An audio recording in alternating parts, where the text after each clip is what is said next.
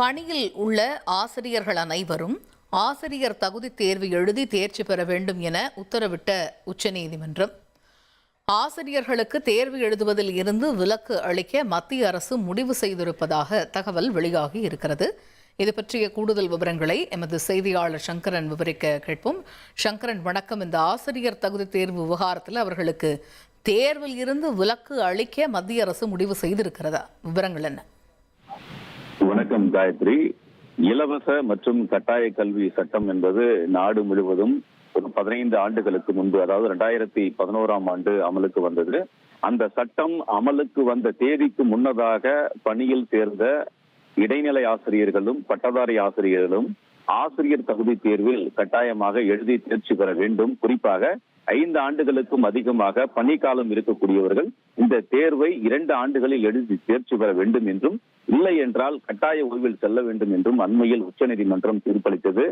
இந்த தீர்ப்பு காரணமாக தமிழகத்தில் அந்த சட்டம் அமலுக்கு வந்த தேதிக்கு முன்னதாக பணியில் சேர்ந்தவர்களில் 2 லட்சம் பேர் அந்த தேர்வை எழுத வேண்டிய ஒரு சூழல் எழுந்திருக்கிறது.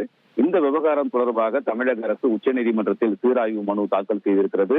சட்டம் வந்ததற்கு பிறகு அந்த தேர்வை எழுத வேண்டும் என்று கட்டாயப்படுத்துவது சரியான முடிவு. ஆனால் அந்த சட்டம் வருவதற்கு முன்னதாக பணியில் சேர்ந்தவர்களை இந்த தகுதி தேர்வை எழுதி தேர்ச்சி பெற வேண்டும் என்று சொல்வது சரியான முடிவல்ல என்பது தமிழக அரசின் நிலைப்பாடாக இருக்கிறது.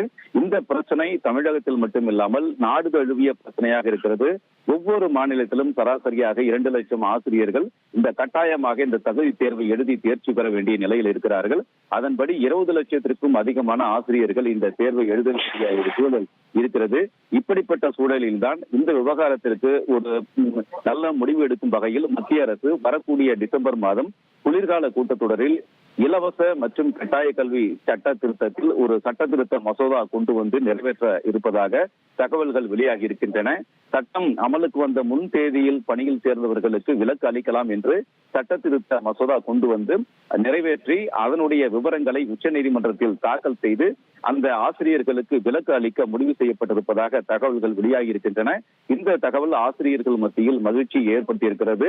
மிக விரைவில் கூட இருக்கக்கூடிய அந்த குளிர்கால கூட்டத்தொடரில் இது குறித்த அறிவிப்பு வெளியாகலாம் என்றும் எதிர்பார்க்கப்படுகிறது. காயத்ரி, தகவல்களுக்கு நன்றி சங்கர்.